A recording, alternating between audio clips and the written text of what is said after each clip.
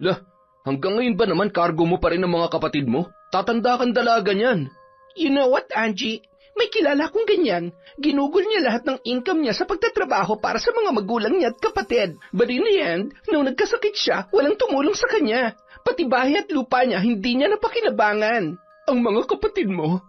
Wala. Hindi ko alam kung saan nagpunta si Warren matapos natangayin yung natitira kong pera. Si Wilma naman galit na umalis, kasama yung anak niya. Sa panahon na kailangan nila ako, lagi ako nasa likod nila. Pero ngayong ako naman ang nangangailangan sa presensya nila, hindi ko sila maramdaman. Nagkulang ba ako, tita? Hindi pa ba sapat ang mga sakripisyo ko para kahit ngayon lang? Masabi ko naman na may mga kapatid ako. Taon 1900, 1999, Cavite. Naglalakad ang tatlong magkakapatid na sina Angie, ang panganay, si Wilma naman ang pangalawa, at si Warren na bunso.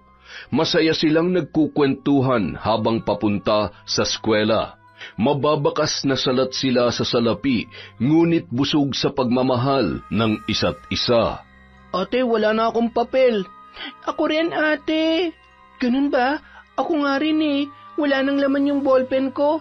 Ayun may bayabas. Halika kayo, manguha tayo. Tapos, ibenta natin sa school. Sige ate, para may pambili na tayo ng ballpen, lapis at papel. Masayang nanguha ng bayabas ang tatlo. Ngunit pagdating sa eskwelahan, walang nais bumili ng kanilang ibinebenta. Mabuti na lamang at madiskarte si Angie. Nakita niya ang gurong tagapayo ng ikalimang baitang na si Ginang Rita at nilapitan niya yon. Ma'am Rita, baka gusto niyo po magpabunot ng uban mamayang recess? Oo ba? Sige, hihintayin na lang kita sa classroom ko, ha, Angie? Bibigyan kita ng 20 pesos. Ma'am, pwede po bang ballpen at papel na lang ang ibigay niyo sa akin? Wala na po kasi kami magamit ng mga kapatid ko eh. Oo naman. Teka, anong grade na ba mga kapatid mo, Angie? Grade 1 at grade 3 po. Sige, ibili mo na muna to ng mga papel nila para naman may magamit na silang dalawa. Maraming salamat po, ma'am. Matapos yon, masayang iniabot ni Angie ang ilang pirasong papel sa kanyang mga nakababatang kapatid. Ayan, may papel na tayo, Warren. Salamat, Ate Angie, ha? Salamat, ate. Mahal na mahal mo talaga kami. Oo naman, kasi mababait kayo eh. Taon 2004. Angie, anak, mukhang hindi ka na makakapag-aral ng kolehiyo sa darating na pasukan. Mag-high school na kasi si Wilma. Hindi na namin kaya ng papa mo ang mga gastusin, anak. Ayos lang po, Nay. Tutulungan ko na lamang po kayo sa paghahanap buhay. Ang importante, silang dalawa ang makapagtapos ng pag-aaral. Salamat sa pangunawa mo, anak. Nagpapasalamat kami sa Panginoon dahil binigyan niya kami ng mabait at maunawain na anak. Papa, Mama, pinapangako ko po sa inyo na balang araw, pag pumabor na sa akin ang panahon, iaahon ko po kayo sa kahirapan. Naway matupad lahat ng mga pangarap mo, Angie. Gaya ng napagkasunduan, tumigil na muna sa pag-aaral ang dalaga at nagpasyang mamasukan bilang katulong sa kakilala ng kanyang ama sa kabilang lungsod. Kahit nahihirapan, masaya naman si Angie na makapagpadala ng pera sa kanyang mga magulang sa tuwing siya ay sumasahod. Ngunit isang mensahe ang natanggap ni Angie. Sabay na nagkasakit ng dengue ang dalawa niyang kapatid. Hindi alam ng kanyang mga magulang kung saan sila kukuha ng pera para sa lahat ng gastusin sa ospital. Ngunit kahit bumali na si Angie para sa isang taon niyang sahod, kulang na kulang pa rin ang kanyang pera. Isang araw, habang namamalengke, nagkita si Angie at ang dati niyang guro na si Ginang Rita. Angie, kumusta ka na? Dalagang-dalaga ka na. Ma'am Rita, hello po. Nag-aaral ka pa ba? Hindi na po. Tumigil na po muna ako para makapag-ipon, ma'am. Sa ngayon po, namamasukan ako bilang kasambahay. Nako, sayang naman. Matalino kang bata, Angie. Bumalik ka sa pag-aaral. Ay, gustong-gusto ko po talagang makatapos, ma'am. Kaso, kailangan kong tulungan muna sina Papa at Mama. Ilang linggo na rin kasing nasa ospital ang mga kapatid ko dahil po sa dengue. Naikwento niya pa kay Ginang Rita ang tungkol sa kanyang sahod. Alam mo, Angie, may alam akong trabaho na malaki-laki ang sweldo. Yun nga lang ay mapapalayo ka sa pamilya mo. Pagkarinig tungkol sa malaking sahod, naengganyo agad ang dalaga. Ilang taon ka na nga ba? 20 na po. Ano po bang trabaho yon, Ma'am Rita? Interesado po ako. Wala namang kaibahan sa trabaho mo ngayon. Kasambahay pa rin naman, kaso nga lang ay sa ibang bansa. Po? Sa abroad po? Oo, alam mo, mas madali kang makakaipon doon. Malaki ang sahod kumpara dito. Pwede din kitang tulungan sa mga kakailanganin mong mga papeles para mas mapabilis ang paglabas mo ng bansa. Ano? Game ka ba? Tutulungan niyo po ako? Oo naman. Kaso nga lang po, may utang pa ako sa mga amo ko, Mami. Babayaran natin yan, pero lahat ng magagastos natin, ikakaltas sa sahod mo doon. Ayos lang ba yun sa'yo? Oo naman po, Ma'am. Nagkasundo ang dalawa at nagpalitan pa ng mga numero sa cellphone para sa mga update.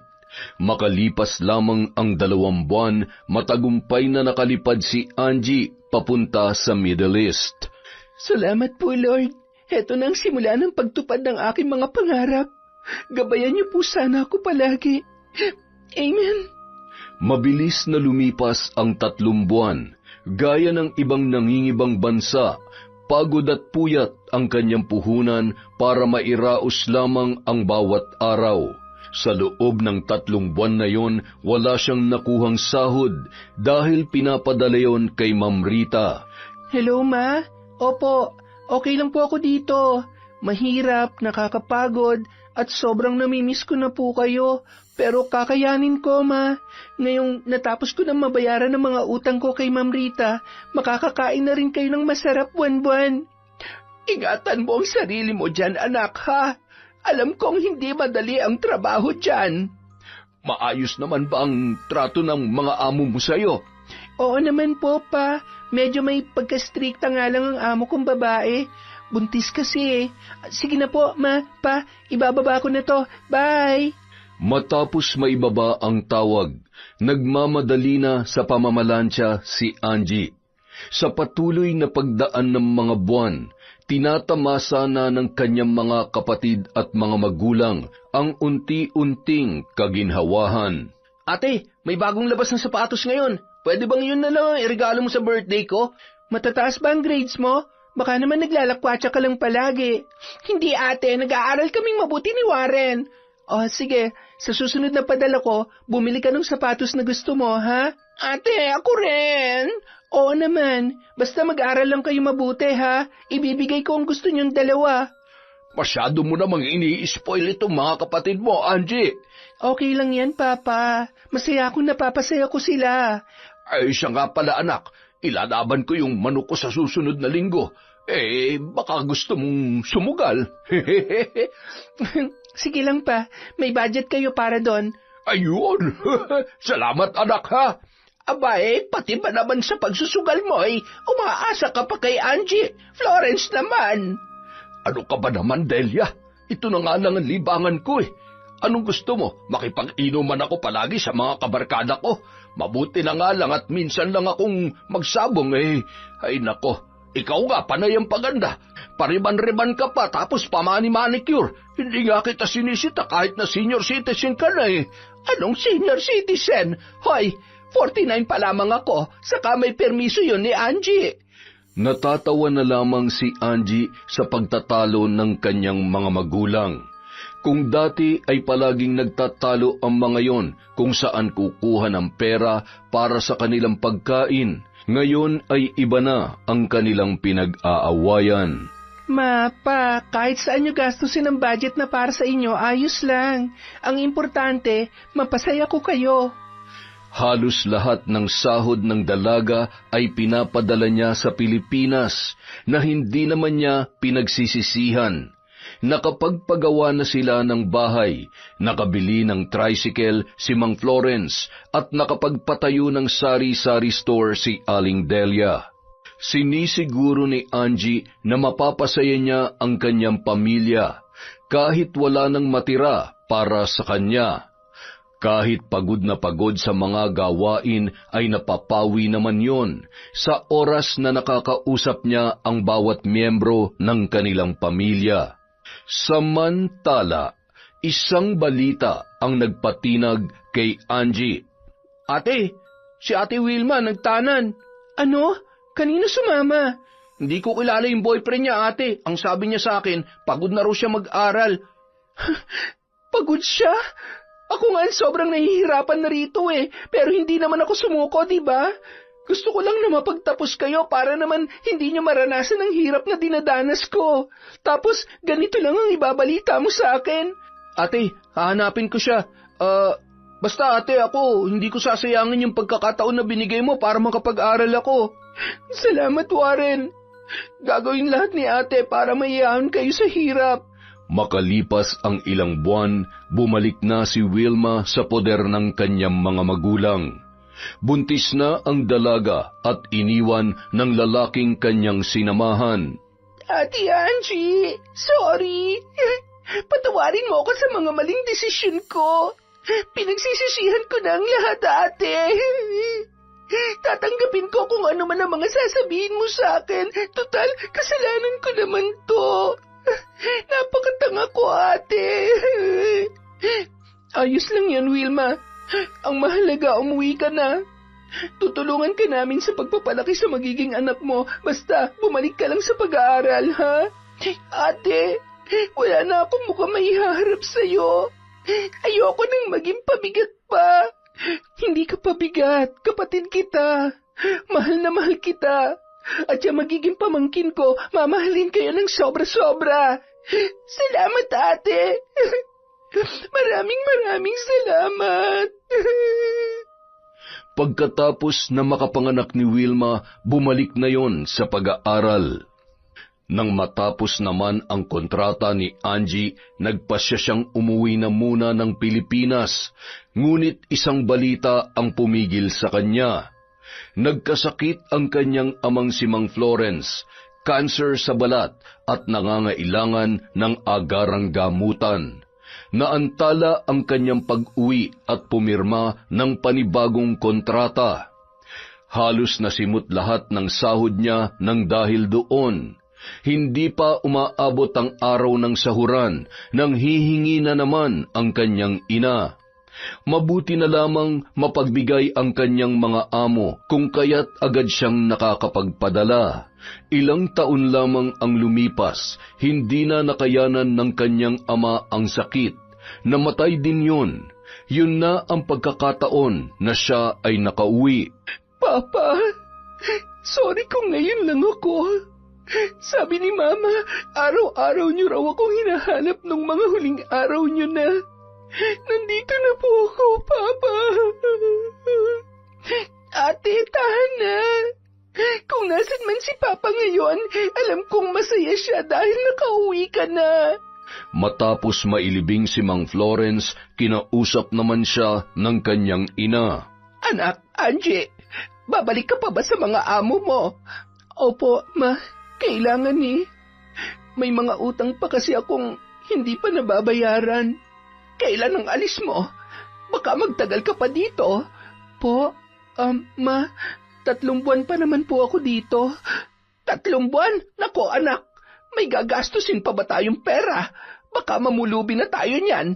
Alam mo naman ang mga kapatid mo nag-aaral pa, saka itong pamangkin mo. Saan na lang tayo kukuha ng panggasto sa araw-araw?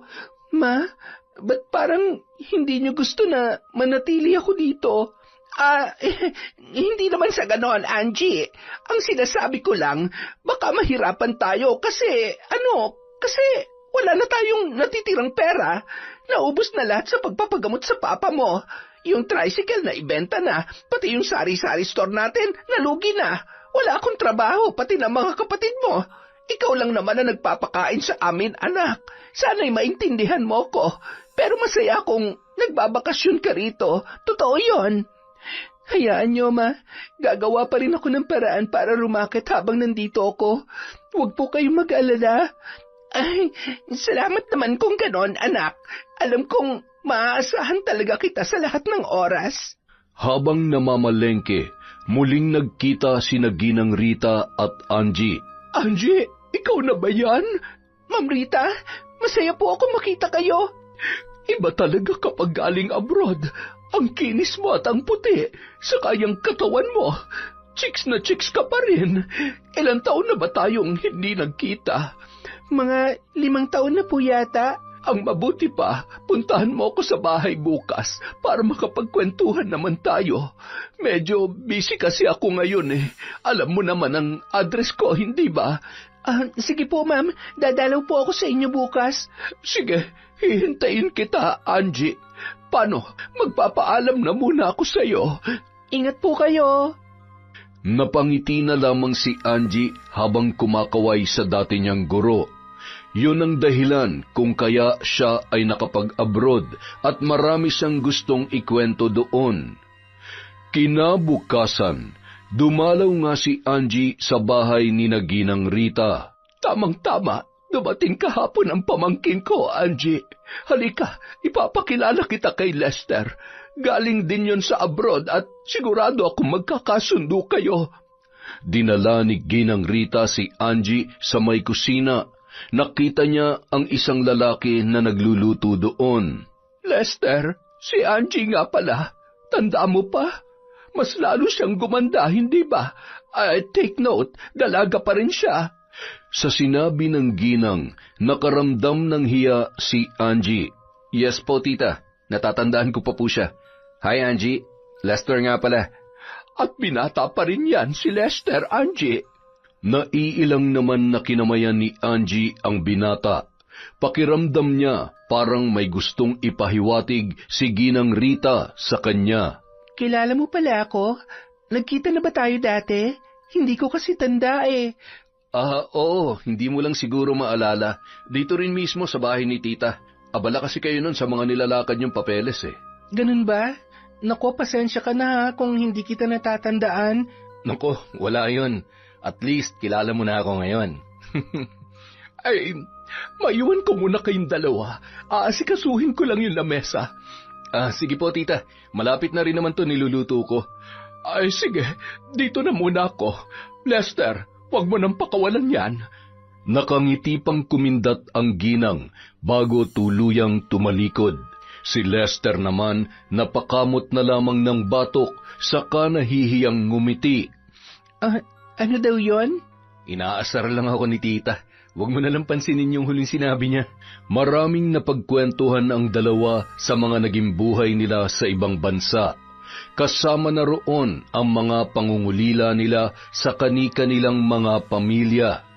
Nalaman ni Angie na isang driver si Lester ng malaking truck sa Middle East. At tulad niya, babalik din yon para ipagpatuloy ang kanyang paghahanap buhay. Sa maikling panahong nagkausap sila, naging magaan agad ang loob ng dalaga sa binata. Bago pa umuwi si Angie ay nagpalitan pa sila ng numero ng cellphone. Hanggang isang araw, tuluyan nang nagpahayag ng pag-ibig si Lester sa dalaga, na pinaunlakan naman ni Angie. Hanggang sa kapwa na sila bumalik sa kani-kanilang mga trabaho, naging long-distance relationship ang kanilang ugnayan. Gayunpaman, ramdam pa rin nila ang pagmamahal ng isa't isa. Han, ano kaya kung mag-for good ka na?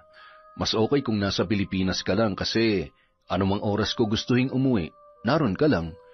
Hindi pa pwede, Han. Graduating na kasi sina William at Warren eh. So, oras na makagraduate na sila, uuwi ka na rin ba? Depende pa rin. Hanggat hindi pa sila nakakakuha ng trabaho, dito pa rin ako, Han. Alam mo namang ako lang ang inaasahan nila, di ba? Naiintindihan ko naman yon, Han. Huwag ka mag-alala. Kapag nakaipon na ako mismong dadalaw dyan sa'yo. Namimiss na kita eh. Ako rin naman, honey. Miss na kita. Sobra. Tiis muna tayo ngayon, Han, ha? Nang makagraduate na sina Wilma at Warren, muling nagtanong si Lester kung pwede na bang umuwi si Angie. Han, siguro naman pwede ka nang magpahinga ngayon. May nakuha ng trabaho sina Wilma at Warren, di ba? Yun nga din ang iniisip ko, Han eh. Hayaan mo, magpapaalam na ako sa mga amo ko dito. Gustong-gusto na rin kasi kitang makasama eh. At gusto ko nang bumuo ng sariling pamilya kasama ka. Masayang-masaya si Lester sa naging desisyon ng kanyang kasintahan. Inunahan niya na ito sa pag-uwi nang sinabi nito na sa susunod na linggo na ang kanyang flight. Balak niya na kasing yayaing magpakasal ang dalaga. Ngunit isang umaga, habang masayang naghihintay si Lester sa kanyang pagdating at kabadong tinititigan ang singsing na ibibigay, nakatanggap ng tawag ang lalaki mula kay Angie. Han, pasensya ka na. Hindi mo na ako makakauwi. Ha? Ngayon na ang flight mo, di ba? Bakit naman, Han? May problema ba dyan? Tumawag si Mama kagabi. Si Wilma daw sumama na sa boyfriend niya. Si Warren naman nakabuntis. Ngayon, nangangailangan sila ng pera para sa agarang pagpapakasal ni Warren. Ano? So hindi ka na matutuloy? Paano na yung usapan natin? Sorry talaga, Han. Pero kailangan ako ng pamilya ko eh. Kailangan ko silang tulungan. Kailangan din naman kita, Han. Marami na akong plano para sa ating dalawa. Huwag mo naman sanang baliwalain yun. Please, Han. Intindihin mo naman ako. Ilang beses na kitang inintindi, Angie. Pagbigyan mo naman ako ngayon. Hindi mo kasi naiintindihan, Han eh. Pamilya ko sila. Sila ang priority ko. Mahalaga sila sa akin. Ibig bang sabihin, hindi ako mahalaga sa'yo? Kaya hindi mo ako mapagbibigyan sa pagkakataong to? Ganun ba? Hindi naman sa ganun, Han. Kaya lang... Kaya lang ano? Kailan mo ba unahin ang sarili mo? Ilang taon ka na nagsasakripisyo para sa kanila. Hayaan mo namang kumilos sila sa sarili nilang mga paa. Malalaki na mga kapatid mo. Kaya na nilang maghanap buhay na hindi umaasa sa'yo. Huwag kang magpaalipin. Isipin mo naman ang sarili mo. Tayo, hanggang kailan mo ba sila papasanin? Hanggang kaya ko. Alam mo, Lester, kung wala ka namang magandang sasabihin, itigil na natin to. So nakikipaghiwalay ka na sa akin? Anong hiwalay? Sige, mas mabuti pa nga maghiwalay na tayo. Para naman hindi na ako umasa pa sa mga kasinungalingan mo. Hanggang kailan mo ba ako paaasahin? Hanggang kailan mo ako iiwan sa ere? Tao lang ako, Angie. Naiinip din. Ako pa ngayon ang sinungaling? Hindi ba ikaw yon? Nangako ka sa akin noon na iintindihin mo mga desisyon ko. Nasusuportahan mo ako dahil mahal mo ko. Tapos ngayon, madali lang sa iyong sabihin na mas mabuti nga maghiwalay na lang tayo?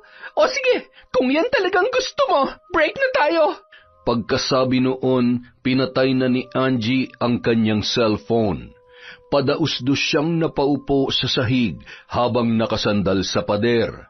Pakiramdam niya, nanghihina siya. Umiyak na lamang ng umiyak habang niyayakap ang sarili.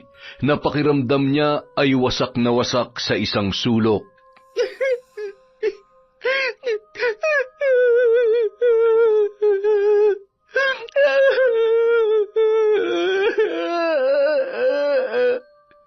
Akala ni Angie, uunawain ni Lester ang kanyang desisyon.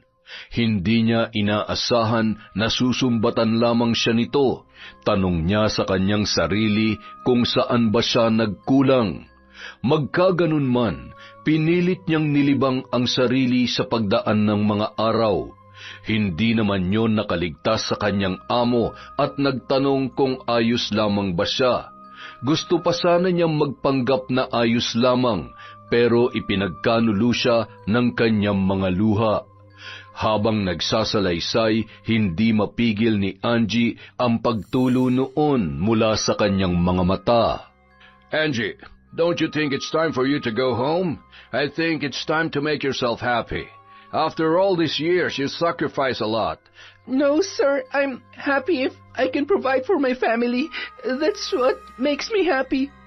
Nothing else, sir. But you love your boyfriend. He's not worthy for my love, sir. I am moving on. Samantala, umiiyak na nagsumbong si Lester sa kanyang tita Gina. Tita, ang sakit. Hindi ko inaasahan na sa ganito kami hahantong. Akala ko matutupad ng pangarap kong mapakasalan si Angie. Lester, ipaglaban mo siya. Mahal mo siya, hindi ba? Paano ko siya ipaglalaban? Ako nga hindi niya magawang ilaban, tita eh. Wala akong kalaban-laban sa pamilya niya. Pwede mo namang ipaintindi sa kanya kung ano ang nais mo. Huwag mong hayaang tuluyang kayong masira. Hindi na, tita. Total, nakapagdesisyon naman na siya. Tatanggapin ko na lang ang lahat, kahit na sobrang sakit. Itutuon ko na lang sa trabahong buhay ko. Isang araw, may natanggap na tawag si Angie mula sa hindi kilalang numero. Hello? Hello? Ito ba si Angie Mijos? Opo, ito nga po. Ano pong kailangan nila? Nais ko lang ipaalam sa'yo kung gaano kalaki ang utang ng nanay mo sa akin. Ngayon, kung ayaw mong samain siya, bayaran mong pagkakautang na lintik mong ina. Ho? Utang? Paano siya nagkautang sa inyo? Ang dami mong tanong, magbabayad ka ba o hindi? Narinig ni Angie mula sa kabilang linya ang tinig ng kanyang ina na nagsusumamo kay Bogart. Ma! Angie, anak! Bayaran mo na si Bogart, anak! 50,000 ang utang ko sa kanya. Ano? Ang laki naman yan, ma. Saan niyo pa ginamit? Kapapadala ko lang sa inyo kahapon, Nalaman niya mula sa ina ang pagkakalulong nito sa sugal, na ipikit na lamang ni Angie ang kanyang mga mata at diniinan ang kanyang sentido. Ano ba tong pinasok mo, ma? Nagpapakahirap ako dito. Tinitiis ko ang pagod at puyat para makapagpadala lang sa inyo buwan-buwan. Halos wala na nga matira para sa akin tapos kayo, kung magwaldas ng pera, akala nyo unlimited, ma? Dugo at pawis ang puhunan ko. Maawa naman kayo sa akin. Hoy, Angie! Huwag mo akong kwentan sa mga paghihirap mo. Ginusto mo yan. Wala nag-utos sa'yo na mag-abroad ka para may maipadala ka sa amin. Tapos ngayon manunumbat ka? Wala kang utang na loob! Wala kang kwentang anak! Halos madurog ang puso ng dalaga sa mga narinig mula sa kanyang ina. Napagtanto niya na wala palang silbi para sa kanila ang kanyang mga pagsasakripisyo. Dahil sa sakit na naramdaman, hindi niya na binigyang pansin pa ang nangyayari sa kabilang linya. Kinabukasan, nakatanggap siya ng mensahe mula kay Warren. Umuwi ka. Patay na si Mama. Ha? Nabigla si Angie sa kanyang balitang natanggap, ngunit nagtataka rin siya kung bakit nag-text lang ang kanyang kapatid. Hindi man lamang yun tumawag, gayunpaman nagpaalam siya kaagad at bumiyahe pauwi ng Pilipinas. Pagdating sa kanilang bahay, nadatnan niyang nakaburol na ang kanyang ina. Hinanap niya si Wilma, ngunit hindi niya yon makita. Nagtataka rin siya kung bakit nakatingin lang si Warren sa kanya. Hindi siya nilalapitan ng kapatid. Mama! May paiyak-iyak ka pa nalalaman, ate? Wilma, ano nangyari? Patay na si Mama. Bulag ka ba? Bakit ganyan ka magsalita, Wilma? May problema ba tayo? Oo, may problema tayo. Dahil kung hindi dahil sa'yo, buhay pa sana si Mama ngayon. Ano? Anong ibig mong sabihin? Huwag ka na magdrama pa, ate. Alam naman namin ikaw ang dahilan kaya siya inatake sa puso. Bakit, ha? Sino ka ba sa akala mo? Porket ikaw ang bumubuhay kay Mama, sa amin, sa loob ng maraming taon, okay lang na isumbat mo ng lahat sa kanya? Ikaw ang kusa nag-abroad para magtrabaho. Wala nag-utos sa'yo. Sandali lang, Wilma, ha? Saan ka ba nang galing? Anong ako ang dahilan kaya namatay si Mama? Magdahan-dahan ka nga sa pananalita mo. Ay, wow! Bakit? Susumbatan mo rin ba ako, ate? Ipapamukha mo rin ba sa amin na nagwawaldas lang kami ng perang pinaghirapan mo? Dahil sa masasakit mong salita, kaya nangyari yan kay Mama. Ikaw ang dahilan kung bakit nawalan kami ng ina. Ikaw! Wala akong ginawang masama, Wilma. Sinabi ko lang ang totoo sa kanya. Bakit? Hindi na ba ako pwede magreklamo? All my life, wala akong ibang inisip kundi kayo. Ang kapakanan nyo. Tapos ako pang sisisihin mo kaya namatay si Mama. Bakit? Sino ba dapat sisihin? Kami? Oh, dahil alam nyo naman palang na-addict na sa sugal si Mama, hindi nyo pa pinigilan. Bakit? Dahil hindi naman kayo nahihirapan na kumita ng pera, di ba? Ako ang naghihirap. Ate Angie, magdahan-dahan ka naman. Oo, ikaw nga, pero kusang loob mo na may ibinigay yon, di ba? Dahil sabi mo, pamilya tayo. Oo, pamilya tayo. Yun nga rin ang akala ko eh. Pamilya tayo, pero bakit naman ganito? Ang pamilya nagdadamayan. Sa hirap man o sa ginhawa. Pero ang ipinaramdam niyo sa akin ngayon, iba. Itinuring niyo akong kaaway. Hindi kapatid, hindi ka pamilya. Tinis kong lahat. Gutom, uhaw, pagod, at ang pangungulila ko sa inyo. Pati sarili kong kaligayahan isinuko ko para lamang sa inyo. Para lang maituloy ko ang pagsustento sa pangangailangan ninyo. Tapos, hindi nyo naman pala pinahahalagahan lahat ng sakripisyo ko. Di ba't sinabi mo noon na kung anong makakapagpaligaya kina Mama at Papa, ibibigay mo? Pero nalulong na si Mama sa sugal, Warren. Bakit wala kayong ginawa? Sugal yon, ibang usapan na yon. Kahit ano pang sabihin mo, wala na akong pake. Hindi mo na mababagong katotohanan nang dahil sa kasakiman mo, namatayan kami ng ina. Isang totoong kapamilyang tunay na nagmamahal sa amin. Sakim? Ako pa ngayon ang sakim sa kabila ng lahat? Anong klaseng kapatid kayo?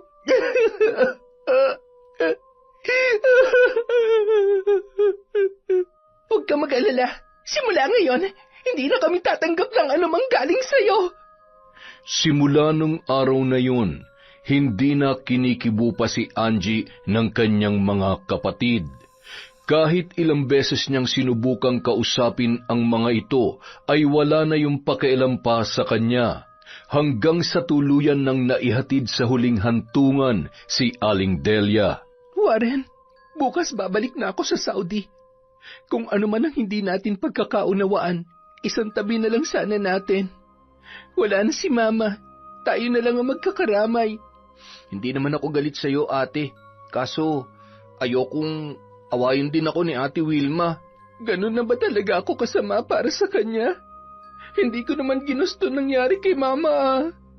Sinubukan ko namang awatin si Mama noon pero hindi ko na natutukan. May sarili na rin kasi akong pamilya, ate.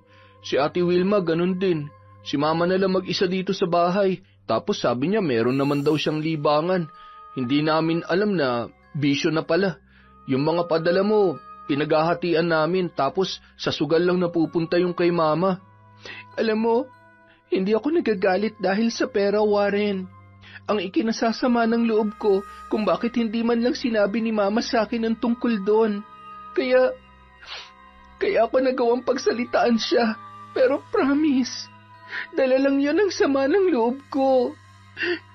Naiintindihan naman kita, ate. Ang mabuti pa, si Ate Wilma ang kausapin mo. Galit pa rin sa'yo yun eh. Kahit anong gawin ni Angie ay hindi pa rin siya pinapansin ng kanyang nakababatang kapatid. Nitapunan siya ng tingin ay hindi noon magawa. Kapag nakikita siya nitong lalapit, umaalis na kaagad si Wilma. Gustong-gusto niya ng mayakap ang kanyang kapatid pero lagi lang yung umiiwas. Hanggang sa tuluyan na siyang nakabalik sa Saudi. Dahil sa mga nangyari, napapaisip si Angie kung naging mabuti ba siyang kapatid at kung siya nga ba ay naging mabuting anak. Kahit ganoon na nangyari, buwan-buwan pa ring nagpapadala ng pera si Angie. At sa pagkakataong yun, kay Warren na yun dumidiretso. Ang usapan ay hahatian niya si Wilma. Pero ang hindi alam ni Angie, hindi naman pala nagbibigay si Warren sa kanyang ate. Ginagastos lang nito ang pera para sa kanyang sarili. Minsan, habang abala si Angie sa mga gawaing bahay, biglang tumunog ang kanyang cellphone.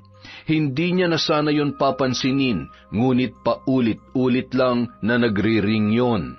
Nang tingnan niya kung sino ang tumatawag, nakita niya na si Wilma pala. Napangiti pa siya nang makita ang pangalan ng kanyang kapatid.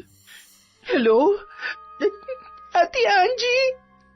Kailangan kong tulong mo, ate. Agad namang kinabahan si Angie dahil sa kanyang narinig. Wilma, anong problema?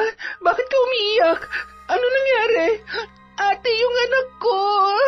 Yung anak ko! Oh, anong nangyari sa pamangkin ko? Ni-rape ang kinakasama ko ngayon! Ano? Ngayon ko lang din nalaman, ate. Hindi ko alam kung anong gagawin. Para akong pinagsakluban ng langit at lupa. Ipakulong mo ang lalaking yan. Pero ate, mahal ko si Jake. Mahal mo? My God, Wilma. Ina ka. Karapatan ng anak mo na mabigyan ng hustisya. Huwag mo sabing mas mahal mo pa ang lalaking yan kaysa sa sarili mong anak.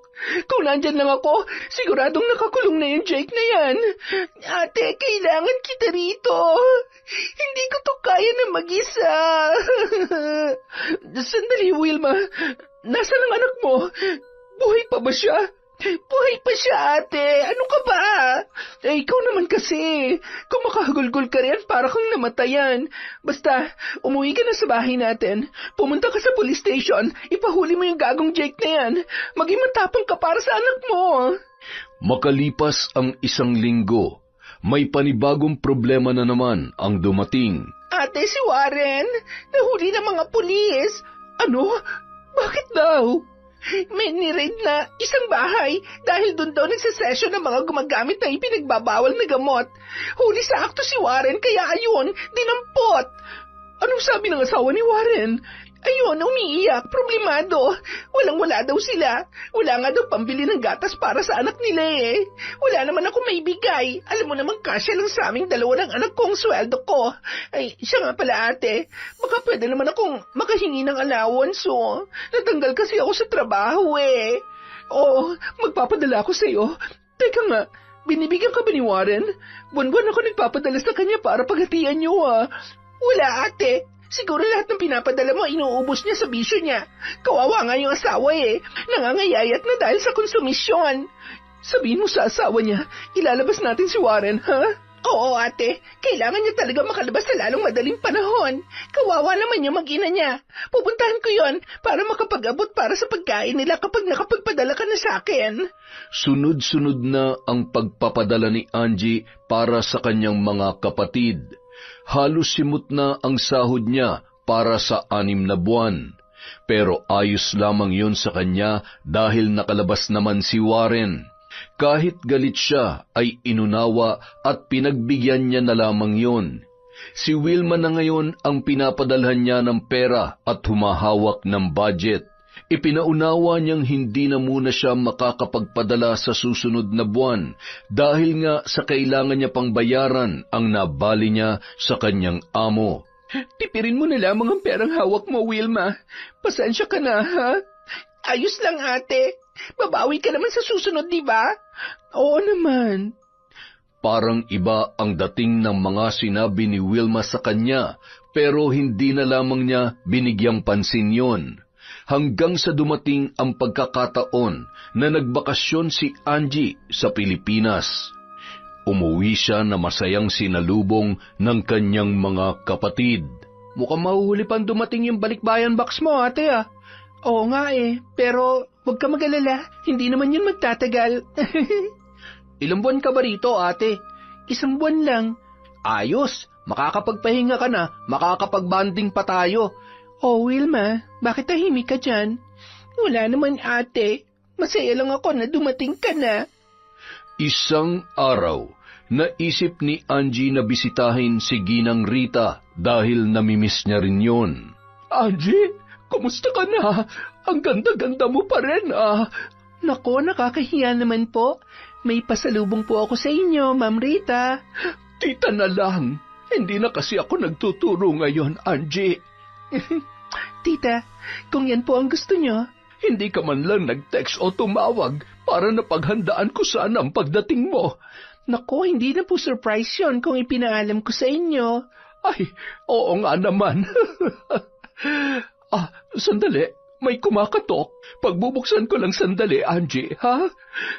Inabala ng babae ang sarili sa pagtingin-tingin sa mga litrato ni Ginang Rita na nakadisplay sa isang divider. Nang bigla siyang nagulat sa pagsigaw ng babae, napatayo siyang bigla para tingnan yun, ngunit agad ding napawi ang kanyang pag-aalala nang makita niyang nagtatatalon pala yun sa tuwa at may niyayakap. Lester, hindi ka man lang nagpasabi na dadalaw ka. Sobrang namiss kita. Sinadya ko talagang wag ipalam sa inyo, tita. Surprise eh. Grabe ang araw na ito sa akin. Punong-puno ng surpresa. Tita, si Dayan nga po pala. Girlfriend ko. Oh, hi. Hi, Iha. Welcome to my humble home. Halina kayo sa loob. May bisita din kasi ako. Nang makita ni Angie si Lester, hindi niya alam kung ano ang gagawin. Saglit siyang nataranta dahil hindi niya akalain na magkikita sila doon. At nang dumako ang tingin niya sa katabi nitong babae, ay nagpakakaswal na lamang siya. Maganda yun at may pagka-sopistikada. Angie, nagkasabay pa talaga kayong tumalaw ni Lester. Oo nga po. Tita, babalik na lang po siguro ako bukas. Ay, hindi. Lumito ka muna. Ano ka ba? Ngayon nga lang tayo muli nagkita eh. May mga bisita pa po kayo. Baka po makaabala lang ako. Hindi ka naman makakaabala, Angie. Ikaw ang nauna dito. Parang ang sagwa naman kung aalis ka ng dahil lang sa amin. Tama si Lester. Nako, ipagluluto ko kayo ng specialty ko. Tinolang manok na may sayote. Sa hapagkainan, nagkakwentuhan ang magtiyahin nang mapansin ni Rita ang plato ng girlfriend ni Lester. Mukhang nakuha naman kaagad ni Lester ang gustong sabihin nito nang mapatingin yun sa kanya. Hindi po siya kumakain ng meat, tita. Nako, nagsabi ka sana sa akin kanina, Lester. No, it's okay. Sa bawat sayote lang ayos na po ako. Thank you, tita. Nahiya tuloy ako sa iyo, Dayan. No, tita, it's okay. Hindi naman po ako maarte. Sadyang bawal lang po talaga sa akin ang karne. Ang swerte naman ng pamangkin ko sa iyo. Ang ganda mo na nga, ang bait-bait mo pa. Oo naman, tita. Si Dayan na yata ang pinakaswerteng dumating sa buhay ko. Kaya mahal na mahal ko to eh. Napapangiti naman si Rita habang ginagawaran ng halik ni Lester ang kanyang nobya. Si Angie naman ay tahimik lamang. Hindi niya maintindihan kung bakit tila apektado siya sa ginagawang yon ng magnobyo. Angie, ikaw ba? Kailan mo dadalhin ang boyfriend mo dito? Akala ko nag-asawa ka na, Angie. Wala pa sa isip kong mag-asawa. Si Warren may mga anak na, pati si Wilma. Hanggang ngayon ba, dalaga ka pa rin? Mukhang napag-iwanan ka na ng panahon, ah. Choice ko namang hindi pa mag-asawa. Saka, sakit lang sa ulo yung mga lalaki. Ganon? Hindi naman ako sakit sa ulo, ah. Di ba, Han? Natigilan pa si Angie sa sinabi ni Lester. Napatingin siya sa lalaki, ngunit kay Dayan naman pala yun nakatitig. Akala niya siya ang tinawag noon na Han. Slight lang, Han. Ganon ha? Ano ka ba? Nakikiliti ako. Ang saya niyong tingnan na dalawa. Hindi ba, Angie? Ang cute-cute nila. Oo nga po. Ang laki na siguro ng ipon mo, no, Angie? Ilang taon ka rin sa Saudi, di ba? Ha? Hindi rin. May mga pamangkin pa kasi akong pinag-aaral. Hanggang ngayon ba naman? Kargo mo pa rin ang mga kapatid mo? Baka tumanda kang dalaga niyan. Alam mo, Angie, hindi ka na bumabata. Panahon na siguro para sarili mo naman ang unahin mo. You know what, Angie? I know someone like you. Inubos niyang lahat ng pera niya from work para sa parents niya at sa mga kapatid.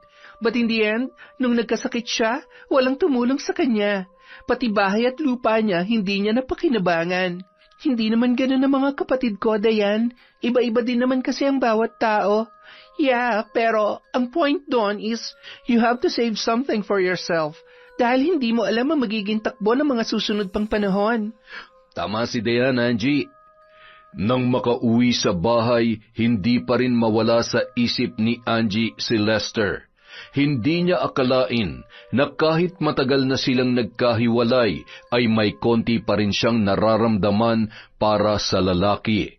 Asa ka pa, Angge. Masaya na nga siya ngayon sa bago niya eh. Ang tanga-tanga mo kasi. Ikaw sana yung kasama niya ngayon kung... Ay, ano ba? Napaparaning ka na yata. Sinong kausap mo dyan, ate? Ha? Wala. Sarili ko. Ganyan ka ba lagi? Anong ganyan? Kinakausap ang sarili. Nakasanayan mo na siguro yan, lalo pat ikaw lang mag-isa dun sa bansa ng mga banyaga. Loko ka talaga. Ang mga bata. Nandun na. Excited na mabuksan yung balikbayan box mo. Halika na, puntahan na natin sila.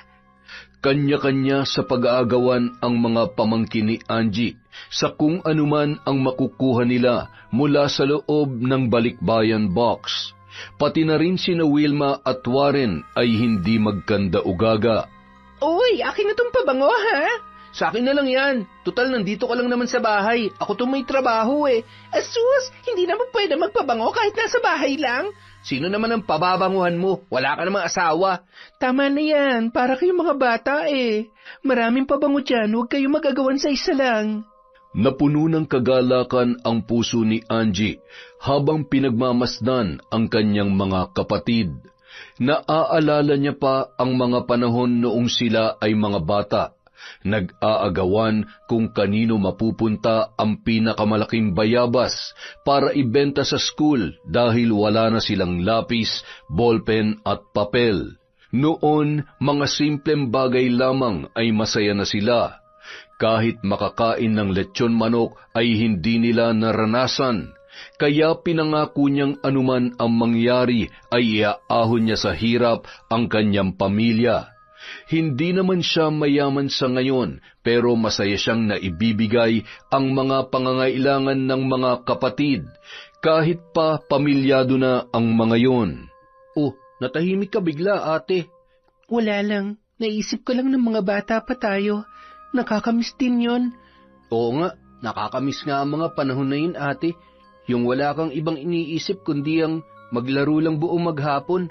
Ngayon, stress na tayo sa pagharap sa mga hamon sa buhay. Di ba, Ate Wilma? Ha? Oo.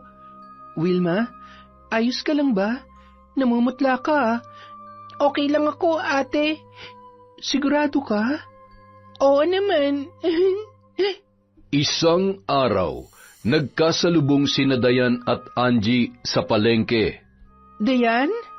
Ang malapad na ngiti ni Angie ay nahawi nang tingnan siya ng masama ni Dayan. Ayos ka lang ba? Hindi na ako magpapaka-plastic, Angie. Total, it's just the two of us lang naman. Huh? I know na may past kay ni Lester. Bilang girlfriend niya, ayokong nilalapitan mo siya. Maliwanag ba? Teka, wala naman akong ginagawa . Saka, hindi naman kami nagkikita, Dayan. Isa pa, wala naman akong dahilan para lapitan siya. Mabuti na yung malinaw sa atin, Angie. Ang sakin lang. Walang pwedeng mangagaw sa mga pag-aari ko. Masama akong kaaway, kaya huwag kang magtatangkang pumasok sa mga buhay namin. I'm warning you. Matapos yon sabihin ng dalaga, tinalikuran na siya ni Dayan. Langya, lakas din ang tama mo, Dayan . Sayong-sayo na yung Lester mo. Isaksak mo pa sa gilagid mong bruha ka. Subalit tila nananadya ang pagkakataon. Nagpunta si Angie sa sementeryo para dalawin ang puntod ng kanyang mga magulang. Nagulat siya nang makita niya roon si Lester. Maglalakad na sana siya papalayo para makaiwas nang masulyapan siya nito. Angie! Pinilit niyang ngumiti para maging kaswal sana gaya ng ginawa niya noong nasa bahay sila ni Ginang Rita. Oh, Lester, anong ginagawa mo dito? Dinadalaw ko yung puntod ni Papa. Ikaw, dito rin ba nakalibing ang mga magulang mo? Oo, siya nga pala, paano mo naman nalaman na patay na sila? Nabanggit kasi sa akin ni Tita eh. Si Dayan ba kasama mo? Hindi, total, tapos naman na ako rito. Okay lang ba na samahan na lang muna kita? Nag-iisa ka lang, babae ka pa. Medyo may kalakihan din tong sementeryo at walang gaanong tao. Mas maigi na yung may nagbabantay sa'yo. Nako, wag na, Lester. Kaya ko naman ang sarili ko eh. Sasamahan na kita. Huwag na matigas ang ulo. Para naman akong bata nito eh. Pero, sige, ikaw ang bahala. Basta ba, hindi ako susugurin ni Dayan, ha? Huwag ka mag-alala. Mabait si Dayan. Hindi yung gagawa ng mga ganyang bagay. Habang naglalakad papunta sa mga nicho ng magulang ni Angie, nagkukwento si Lester sa babae tungkol sa kanyang nobya. Matagal na ba kayo? Mag-iisang taon na. Kailan nyo naman balak magpakasal? Hindi ko pa alam eh. Saka na siguro kapag ready na talaga kami pareho. Lester? Gusto ko lang mag-sorry sa mga nagawa ko noon. Alam mo, sobrang nasaktan ako sa ginawa mo sa akin, Angie. Lahat ng mga plano ko para sa ating dalawa noon, biglang gumuho. Nasabi nga sa akin ni Tita Rita kung gaano ka naapektuhan. Sorry ha. Ayos lang. Naka-move on naman na ako. Saka matagal na yon. Nakalimutan ko na yung sakit. Mabuti naman. Masaya akong nahanap mo ng babaeng nakakapagpasaya sa'yo. Angie, nung time ba na yon, iniyakan mo rin ba yung nangyari sa atin? Ha? Oo naman. Sobra din ako nasaktan, Lester. Pero ganun talaga siguro. Kailangan natin masaktan para tumibay. Sadyang may mga taong dumarating at lumilisan nang hindi natin inaasahan. Tulad mo, nahanap mo ng forever mo ngayon. Tama ka. Matapos ang kanilang pag-uusap, naging magaan na ang dibdib ni Angie. Ramdam niyang mahal nga ni Lester ang bago niyang nobya. Wala nang multo ng kahapon sa isip ko. Masaya na ako para sa iyo, Lester. At sana, maging masaya na rin ako sa pinili kong buhay. Nang muling bumalik si Angie sa kanyang mga amo, nagpatuloy siya sa pagsuporta sa kanyang mga kapatid. Padala dito, padala doon. Maya't maya may nagte-text para mangumusta at kalaunan hihingi rin ng pera. Kahit ganoon, hindi siya tumatanggi sa mga kahilingan ng mga pamangkin. May nagpapabili ng bagong sapatos, laptop, mga bago at usong damit. Lahat sila ay pinagbibigyan ni Angie. Masayang masaya siya na naibibigay ang kanilang mga kahilingan. Ngunit isang araw, sinabi ng kanyang mga amo na magmamigrate na sila sa ibang bansa. Pero hindi na siya maisasama. Napaiyak si Angie dahil napamahal na sa kanya ang kanyang mga amo, maging ang mga anak nito. Sa ilang taong paninilbihan niya sa mga yon, itinuring niya na silang kapamilya. Humingi yun sa kanya ng dispensa. Ipinaintindi ng mga ito sa kanya na tumatanda na rin siya. Mainam na bumuo na siya ng sariling pamilya para may makakaramay siya sa hirap at ginhawa. Sinabi din nila na iba kung may sariling pamilya, may asawa at mga anak, kesa sa mga kapatid at mga pamangkin lamang. Binigyan din siya ng mag-asawa ng sapat na pera para makapagpatayo siya ng sariling negosyo sa Pilipinas. Hindi ba kayo natutuwa na nandito na ako, Wilma, Warren? Hindi ka na babalik sa abroad, ate? Hindi na. Naisip ko rin kasing kailangan ko na magpahinga. Paano na yung kabuhayan natin, ate? Hindi pa nga nakakatapos ng high school yung anak ko eh. Huwag kang mag-alala. May sapat naman akong pera para makapagsimula ng maliit na negosyo. Pagtulungan na lang nating mapalago. Panahon na para magbanat ka ng buto, ate Wilma. Hindi yung panay-asa ka na lang sa mga padala ni ate. Abat kung makapagsalita ka, parang hindi ka rin naman nakikinabang ah. Pareho lang naman tayo nakikinabang pati buong pamilya mo. Siyempre, at least kami nagpapakatotoo kay ate Angie. At least ako, kilala niyang asawa at mga anak ko. So, anong gusto mong palabasin, ha? Ewan ko sa'yo, kung makareact ka para kang guilty. Baka may tinatago ka kay ate Angie. O ako na lang magsasabi sa kanya, gusto mo? Tumigil ka na, Warren. Hindi ka nakakatuwa. Bakit, ikaw ba nakakatuwa? Teka, ano na naman ba yung pinagtatalunan ninyo? Kadarating ko lang eh. Hay nako ate, kailangan mo na malaman ng totoo. Ano ate Wilma, itatago mo pa rin ba? Wilma, Anong kailangan kong malaman? Wala, ate. Anong wala? Meron kaya? Wilma? Oo na. Nakipagbalikan ako kay Jake. Ay, nag-iisip ka pa ba ng matino, Wilma? Baka nakakalimutan mo, hinalay ni Jake yung anak mo. Mahal ko si Jake, ate. Napagtanto kong hindi ko pala kaya mawalay sa kanya. So, anong gusto mo mangyari? Hahayaan mo na lang ba na ulit-ulitin niya yung ginawa niya sa pamangkin ko? Hindi naman kami magsasama, ate. Sa mga magulang niya pa rin siya uuwi. Magkikita lang kami pero hindi muna magsasama sa iisang bubong. Hindi ako natutuwa sa desisyon mo, Wilma. Sana lang, hindi ka magsisi. Nang mga sumunod na buwan, hindi na umuuwi si Wilma sa bahay. Ilang beses na siyang tinawagan at tinetext ni Angie, ngunit hindi niya binibigyang pansin yun. Nalaman na lamang kalauna ni Angie na sumama na ito sa nobyong si Jake at pumunta sa probinsya nito sa Negros. Nang mga panahon na yun, nasa kolehiyo na ang anak ni Wilma na nasa pangangalaga ni Angie. Warren, kailangan ko na sigurong mangibang bansa ulit. Lumalaki na tong pamangkin mo. Lumalaki na rin ang mga gastusin. Kailangan kong ibigay ang mga pangangailangan niya. Mukhang wala na talagang balak na magpakita pa si Wilma eh. Ilang taon na nakalipas mula nang umalis siya. Ikaw na muna mag-alaga sa kanya, ha? Huwag ka mag-alala, buwan-buwan naman ako magpapadala gaya ng dati. Sigurado ka ba dyan, ate? Pwede ka naman magtrabaho dito kung gusto mo. Malapit lang at makakauwi ka pa kung kailan mo gustuhin. Mas malaki ang sahod sa ibang bansa eh. Ang isang buwan ko doon, katumbas na ng 3 buwan kong sahod kong dito. Ikaw ang bahala, ate. Sana makakuha ka ng kasing bait ng dati mong mga amo, no? Makalipas ang 2 buwan na paghahanda, lumipad na si Angie patungo sa Hong Kong. Nagpapasalamat siya dahil isang Pinay ang kanyang magiging amo na nakapag-asawa ng Chinese. Noong una, mababait pa ang kanyang mga amo, lalong-lalo na ang babae. Ngunit pagkalipas lang ng 4 na buwan, ipinakita na nito kung gaano yun kabayolente. Angie! Sinong gumalaw nito mga pagkain? Ako po, madam. Sabi kasi ni Sir, tikman ko raw. Ha! Close na pala kayo ngayon ng asawa ko? Hanggat hindi ako nagsasabi, wala kang gagawin. Naintindihan mo? Opo. Pasensya na po. Masarap ba?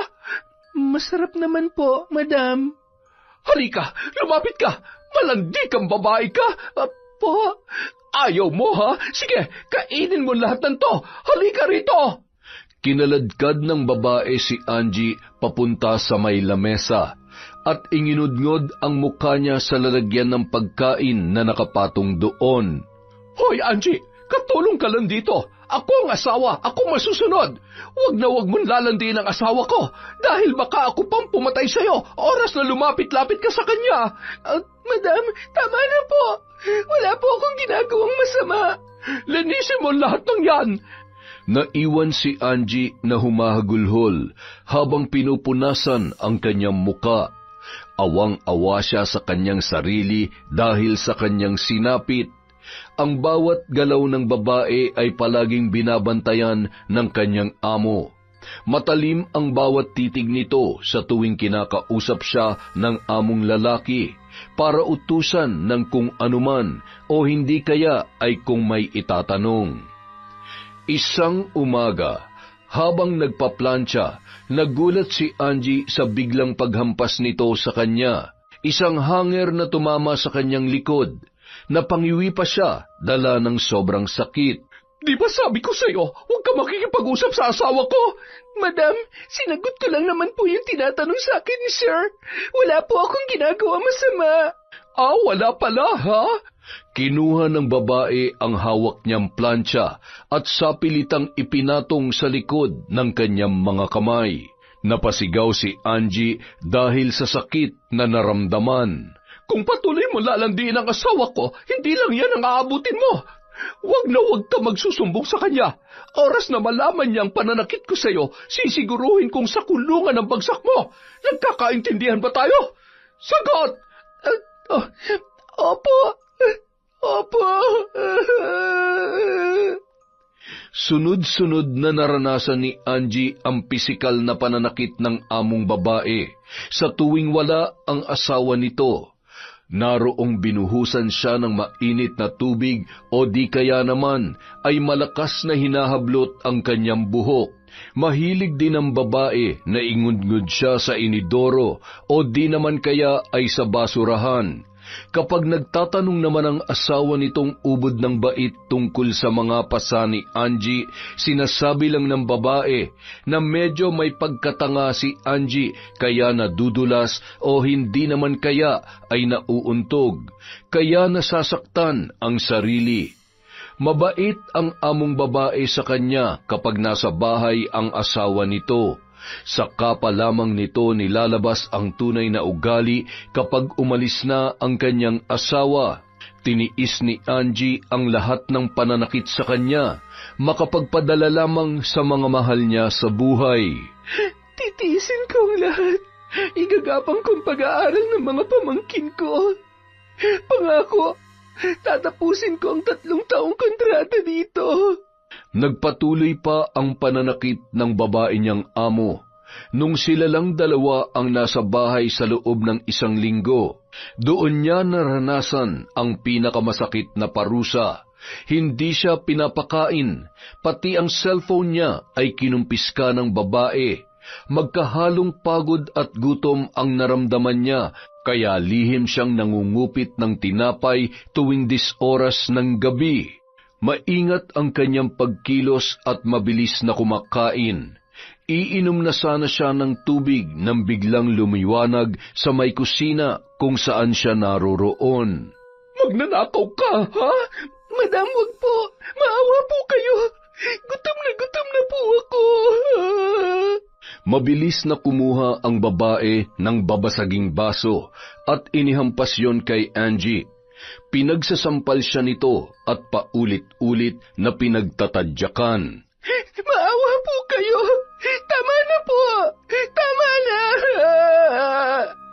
Hindi siya nito tinantanan hanggang sa pumutok ang kanyang mga labi dahil sa suntok at mga sampal.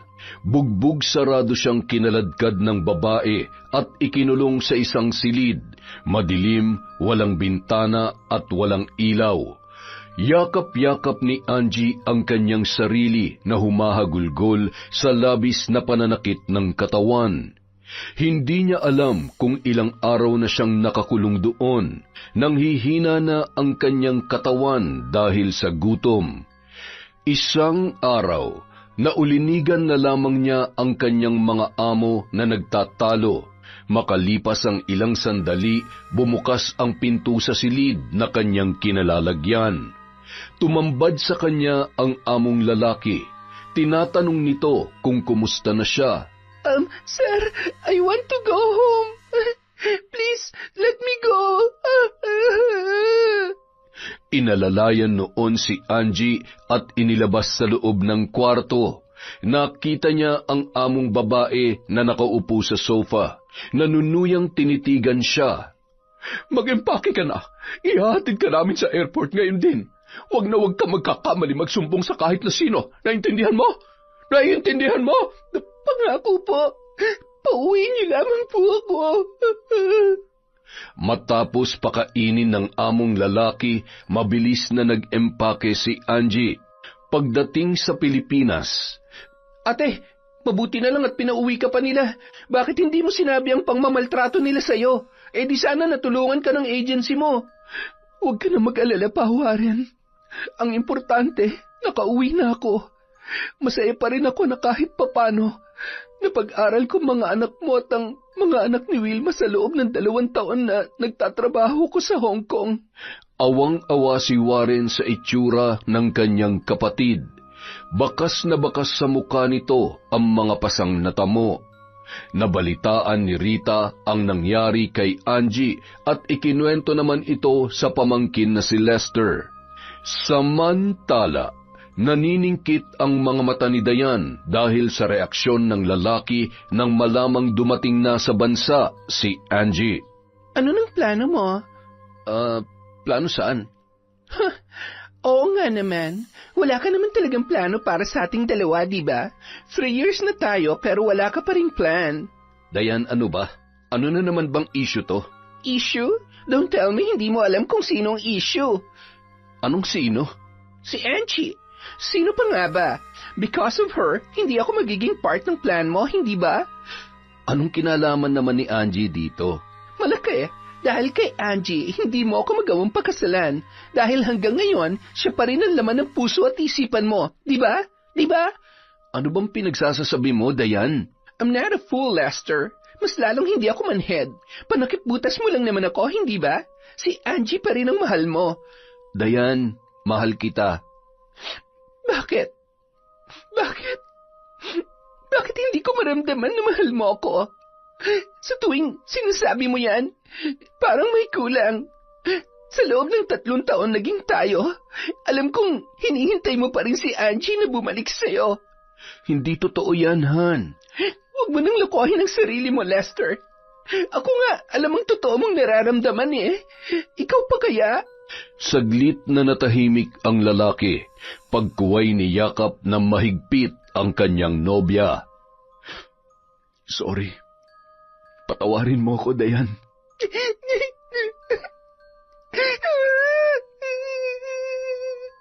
Habang nagyayakapan, kapwa umiiyak ang magkasintahan, naikuyom na lamang ni Dayan ang kanyang mga kamao.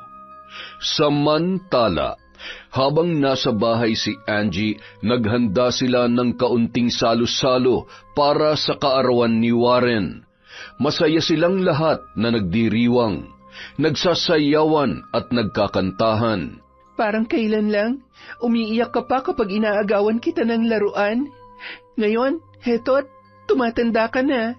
Ang hiling ko lang, sana'y palawigin pa ng Panginoon ang pinagkaloob niyang buhay sa'yo, Warren. Salamat, ate.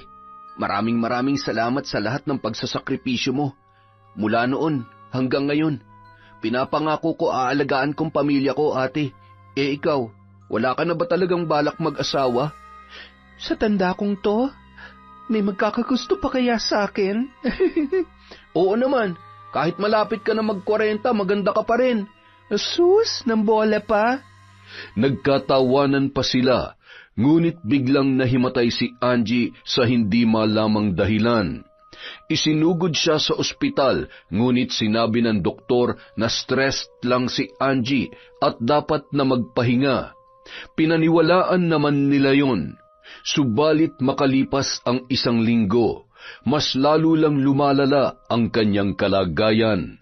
Nanghihina siya at gusto na lang ang palaging natutulog. Muli siyang ibinalik sa ospital, ngunit normal naman ang lahat ng kanyang vital signs. Kaya napagpasyahan ni Warren na iuwi na lamang siya sa bahay. Ate, baka albularyo ng kailangan natin. Albularyo? Bakit? Hindi kasi makita ng doktor yung sanhi ng panghihina mo eh. Ayos lang ako. Huwag na kayo masyadong mag-alala. Ipapahinga ko lang to sa bahay. Pasensya ka na, ate ha, pero baka may naitabi ka pang pera dyan. Natanggal kasi ako sa trabaho at walang-wala ako ngayon eh. Oo, meron pa naman. Kumuha ka na lang dun sa may cabinet. Ipinakita pa sa kanya ni Warren ang kinuha at ibinalik ang bag na may lamang pera sa kabinet. Subalit ng mga sumunod na araw, natukso si Warren na muling kumuha doon ng walang pahintulot mula sa kapatid, hanggang sa nasimot niya na ang laman ng bag. Si Angie naman nangangayayat na ng husto. Hindi na rin siya tinatantanan ng ubo, at sa bawat pag-ihi at ubo niya, parang mabibiyak sa sakit ang kanyang ulo. Dahilan upang ipatawag niya sa pamangkin si Warren. Ngunit nang bumalik ang bata galing sa bahay ni Warren, sinabi nito na wala roon ang nakababata niyang kapatid. Inutusan na lang niya ang dalagita na kunin ang pera sa kabinet dahil kailangan niyang muling magpatingin sa doktor. Subalit laking gulat na lang niya nang makita na wala ng laman ang kanyang bag. Umiyak na lamang siya na hindi mawari kung ano ang gagawin. Wala na ang kahuli-hulihang pera na kanyang naipon. Diyos ko, inubos ni Warren ang pera ko. Nung araw ding yun, dumating si Wilma. Masayang-masaya si Angie na makita ang kanyang kapatid. Subalit nang igala ni Wilma ang mga mata sa paligid, nagtaas lamang yon ng kilay. Masaya akong makita ka, Wilma. Kumusta ka na? Mabuti. Maayos pa sa maayos. Masaya ako para sa'yo. Kumain ka na ba? Hindi na ako magpapaligoy-ligoy pa, ate. Pumunta lang naman ako dito, hindi para makita at makausap ka, kundi para kunin ang anak ko. Bakit pa? Pwede ka namang tumira dito kasama namin. May tirahan naman ako eh. Hindi ko na isisiksik pa ang sarili ko dito. Kaya ko nang buhayin ang anak ko. Wilma, bahay mo rin to. Bahay natin. Susunduin ko na siya dahil kailangan ko na makakatulong sa pagbabantay ng mga anak ko kay Jake. Kailangan ko na magtrabaho sa abroad. Hindi ako papayag, Wilma. Hindi ko siya hayaang sumama sa'yo. Baka kung mapano pa siya sa kamay ng kinakasama mo. Ako ang nanay niya, ate. Karapatan kong kunin ang anak ko. Bakit? Nagpakaina ka ba sa kanya sa loob ng ilang taon? Iniwan mo siya. Hindi ka nga nagparamdam eh. Nagtapos ng sekundarya ang anak mong wala ka sa graduation niya. Dahil sumama ka sa lalaki mo. Mas pinili mo pa ang lalaking yon. Ikaw pa ngayon ang galit? Di ba ayaw mo naman kay Jake? Ikaw ang nagtulak sa akin na lumayo. Wala kang karapatang pigilan ng anak ko. Dahil tita ka lang niya. Ako ang ina. Oo, tita lang ako. Pero simula nung iluwal mo siya sa mundo, ako nang umako ng responsibilidad mo. Ay, wow! Nagsalita ang magaling. Porket ikaw nagpaaral sa kanya, may karapatan ka na? Hindi. Dahil walang nag-utos sa'yo na gawin yon. Nagkusa ka para ikaw ang maging bida. Oo, nagkusa ako. Dahil gusto ko at mahal ko kayo. Ayoko ng drama mo, ate. Aalis na kami ng anak ko. Wilma, bakit ba ang tigas ng ulo mo? Hindi ka pa ba nadala sa ginawa ni Jake sa anak mo? Dalaga na siya, oh. Anumang oras pwede na siya mabuntis kapag ginalaw na naman siya ng kinakasama mo. Tumahimik ka nga dyan. Hindi, Wilma. Hindi siya sasama sa'yo. Kaya pala ayaw mong sumama siya sa akin dahil natatakot ka na mag-isa rito. Natatakot ka na walang mag-aalaga sa'yo dahil dyan sa sakit mo. Kahit may sakit ako, kaya kong alagaan ang sarili ko. Kaya huwag mong ipilit ang bagay na hindi naman totoo. Ipokrita! Maliwanag naman na hindi mo na kaya. Mahina ka na.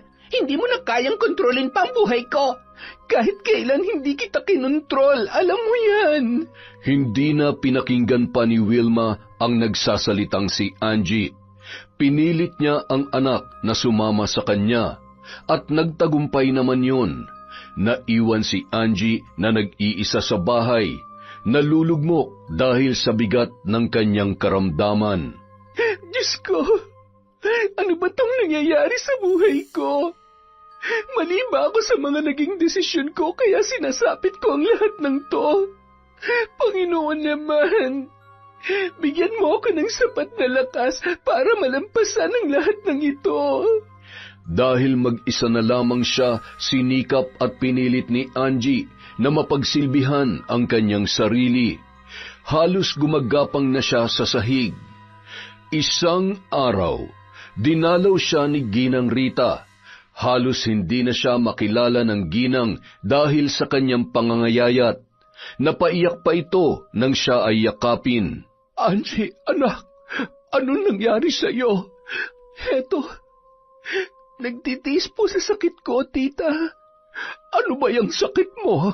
Cancer? Hindi ko po alam. Ilang beses na akong sinuri ng mga doktor pero hindi nila masabi kung ano ang sakit ko.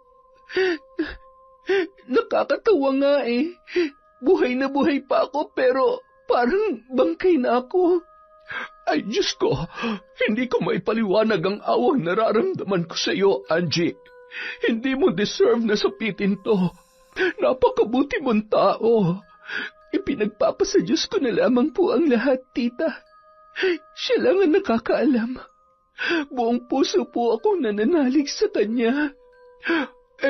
Ang mga kapatid mo? Wala na po. Hindi ko alam kung saan nagpunta si Warren matapos niyang tangayin yung natitira kong pera. Si Wilma naman, galit na umalis, kasama po yung anak niya. Sa panahon na kailangan nila ako, lagi ko silang sinusuportahan. Pero ngayong ako naman na nangangailangan sa presensya nila, hindi ko sila maramdaman. Nagkulang ba ako, tita? Hindi pa ba sapat ang mga sakripisyo ko para kahit ngayon lang? Kahit ngayon lang. Masabi ko naman na meron akong mga kapatid. Angie, huwag ka mag-alala. Nandito lamang ako. Ipapatingin kita sa albularyong kakilala ko. Hindi kita pababayaan. Gaya ng ipinangako ng ginang, pinasuri niya sa isang albularyo ang kalagayan ni Angie. Itim na mahika nakikita kong bumabalot sa kanya. Ano pong ibig niyong sabihin, Amang? Nasa loob siya ng isang sumpa na kung tawagin ay barang. Barang? Ngunit bakit? Paano? Sino naman ang bumarang sa kanya? Hinawakan ng naturang albularyo ang mga kamay ng babae na noon ay inaapoy ng lagnat. May nakikita kong isang babae na nasusuklam sa kanya. Gusto niyang pahirapan itong biktima. Maaari ko bang malaman kung sino ang babaeng sinasabi mo, Amang, at kung anong kasalanan ni Angie sa kanya? Inggit at galit ang nagtutulak sa babaeng yon na pasakitan si Angie. Dahil lamang sa isang lalaking hindi maibaling sa kanyang pag-ibig. Dayan. Dayan ang kanyang pangalan. Diyos ko, si Dayan? Malaki ang tsansang mapahinto natin ang sumpa kung makakausap ninyo si Dayan. Siya lang ang bukod tanging makakapagpawala sa sumpa ng barang na nasa katawan ni Angie. Kaagad na kinontak ni Rita si Lester at tinanong kung nasaan si Dayan. Hindi ko na po alam, tita. Simula nung hiniwalayan niya ako, wala na akong balita sa kanya. Lester, kailangan makita natin si Dayan hanggat hindi pa huli ang lahat. Po? Bakit po? Nag-aagaw buhay ngayon si Angie dahil binarang niya. Tila niyanig ng mga nalaman ang buong pagkatao ni Lester nang marinig ang balita. Dali-dali niyang tinawagan si Dayan, ngunit hindi na nagre-ring ang telepono nito. Pinuntahan niya yun sa bahay ng mga kaibigan at kakilala, ngunit walang naibigay na impormasyon ang lahat ng kanyang napagtanungan. Dayan, nasan ka na ba? Hanggang sa naalala niya ang isang lugar kung saan doon lumalagi si Dayan tuwing may pinagdaraanan. Walang pag-aalinlangan niya yung tinungo. Sa gitna ng gabi, narating ni Lester ang isang kubo sa gitna ng kakahuyan. Base sa kwento ni Dayan noon, pagmamay-ari daw yon ng yumao niyang lola. Sa loob ng kubong yon, nararamdaman ni Dayan ang kapayapaan kapag nakakapasok sa tuwing meron siyang pinoproblema. Tahimik ang buong paligid. Tila huni lamang ng mga kulisap ang namamayani. Alam ni Lester na may tao sa loob dahil nakasindi ang gaserang ilawan na tumatagos sa sawaling dingding ng kubo. Dayan? Dayan, alam kong nasa loob ka. Mag-usap naman tayo, pwede? Lester? Oo, ako to.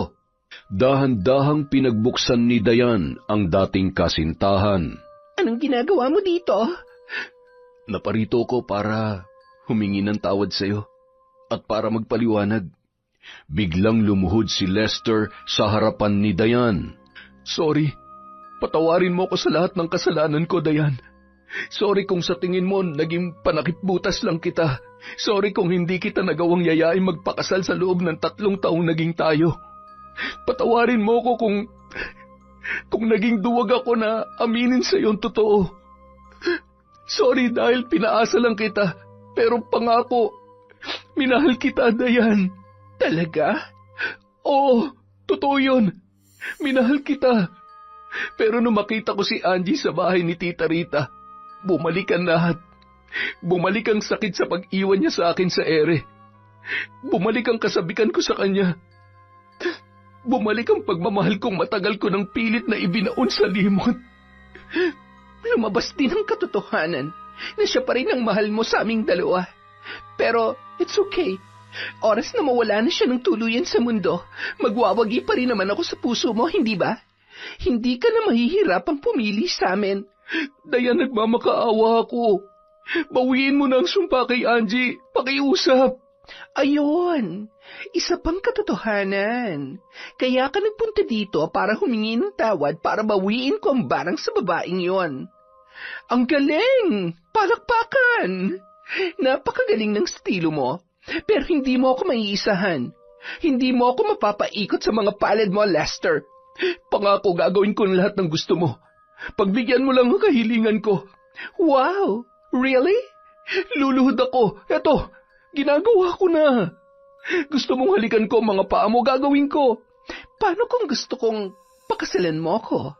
Will you marry me? Oo, gagawin ko. Lahat ng gusto mo. Hayaan mo lang si Angie na mabuhay na normal. Talaga? Sige.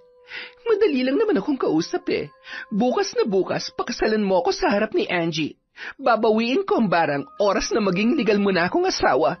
Oo, bukas na yan, magpapakasal tayo. Kinaumagahan, handa na ang lalaki sa kanilang pag-iisang dibdib ni Dayan. Naroon na rin ang Wes na magkakasal sa kanila. Pati si Ginang Rita kasama ang naka-wheelchair na si Angie na naguguluhan kung bakit imbitado siya sa kasal nina Lester at Dayan.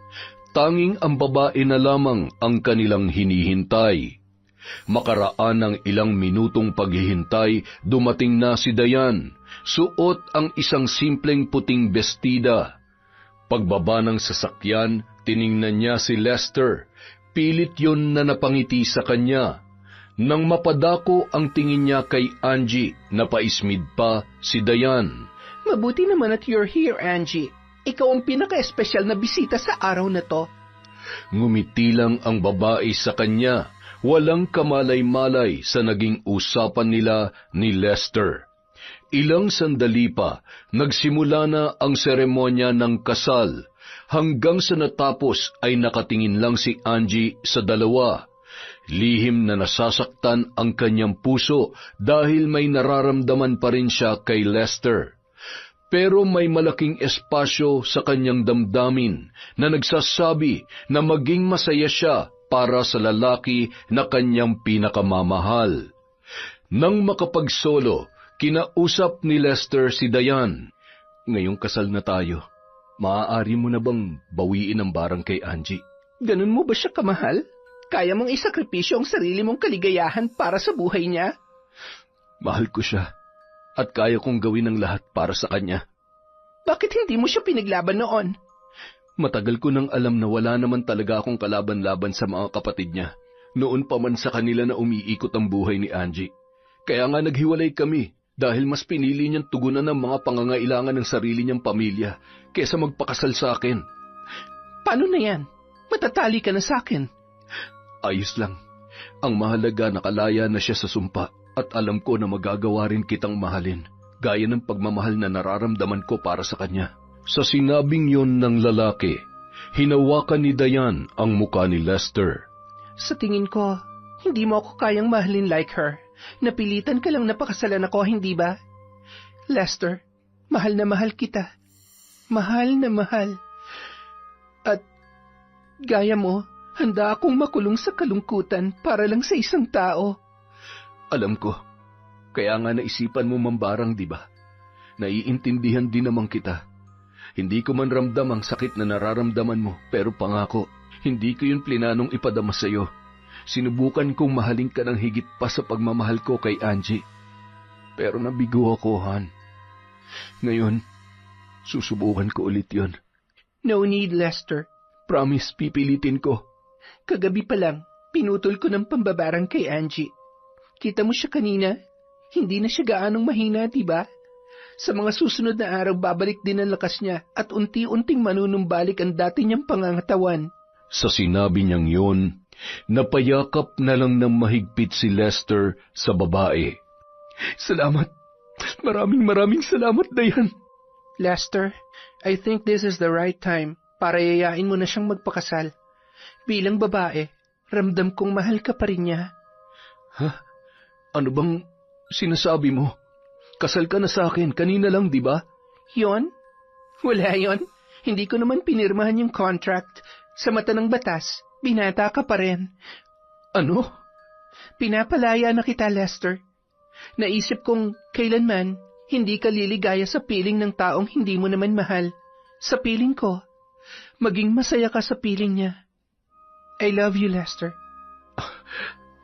Hindi ko alam kung anong sasabihin pero maraming salamat, Dayan. Hindi mo alam kung gaano mo ako napasaya. Salamat.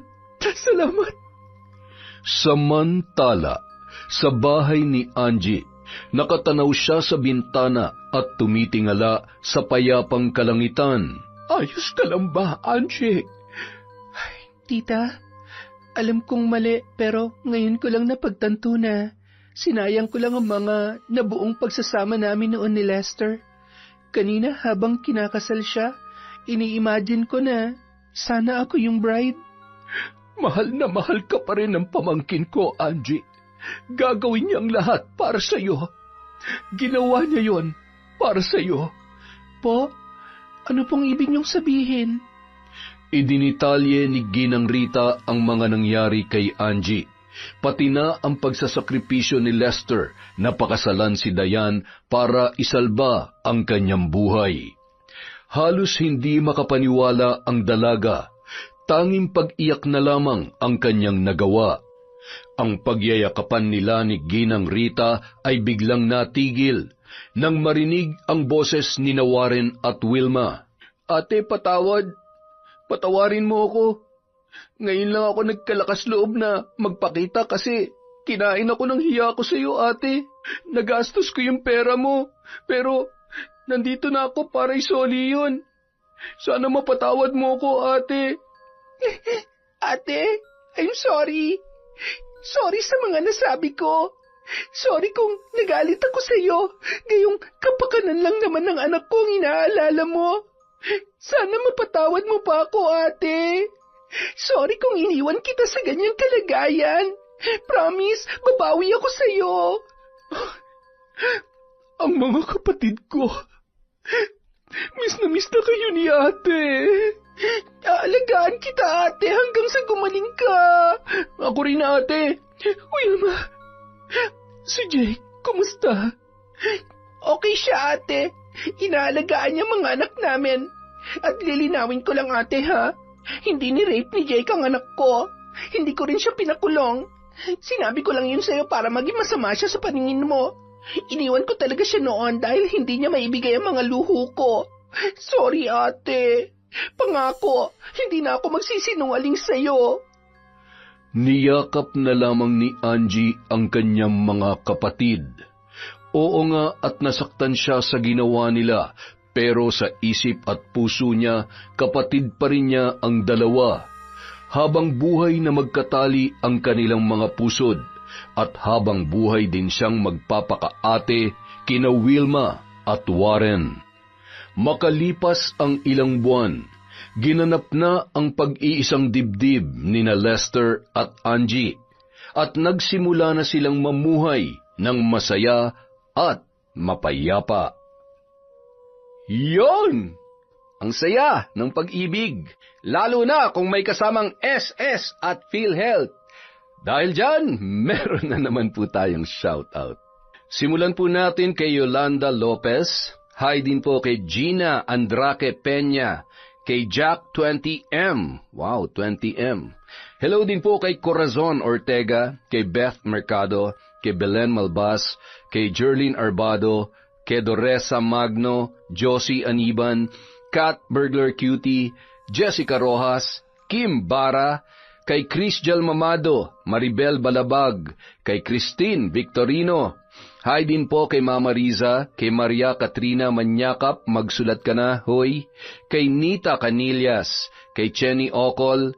Hi din po kay Vilma Bautista, kay Febe Ranyada, Sheila May Resurrection, Lady Dam, kay Cherry Mukbanger ASMR, hi din po kay Puresa Tagiwalo, sa Galedo Family from Babes, Evelyn Villarreal, hi din po kay Shaneline Besario, kay Noemi Garcia Pabunan, kay Sean Ann Reblinka, Lowella de la Peña, Emmanuel Christian Zorilla, brother, kumusta ka?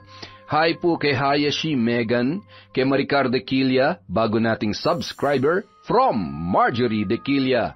Maraming salamat po sa inyo. Love na love po kayo ni Enteng.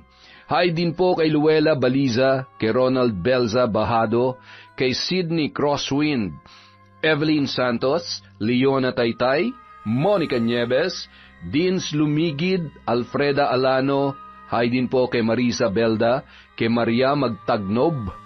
Hi, tama po ba ang pagkakapronounce ko? Kung mali, pasensya na po kayo. Babawi po tayo next time. Hi din po kay Princess Grace Reyes at Myra Joquino from Mabel Reyes.